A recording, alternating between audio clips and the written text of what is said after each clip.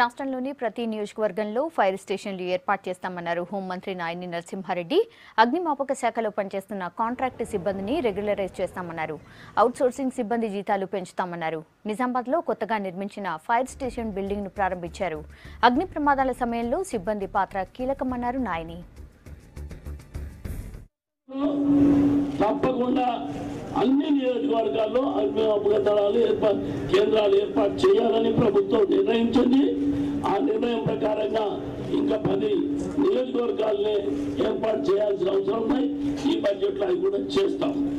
అది కాకుండా వీళ్లకు అన్ని విధాల సౌకర్యాలు కల్పించడానికి ఈ మధ్యలో కొంత మ్యాన్ పవర్ కూడా శాంక్షన్ చేయడం జరిగింది. ఇంకా కొంతమంది కాంట్రాక్ట్ బేస్ మీద అవుట్ సోర్సింగ్ లో ఉన్నారు.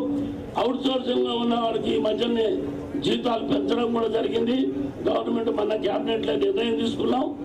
ఆ విధంగా ఈ కాంట్రాక్ట్ లేబర్ కూడా మినిమం వేజెస్ పరిశీలన ఉన్నాయి. అతి తొందరలో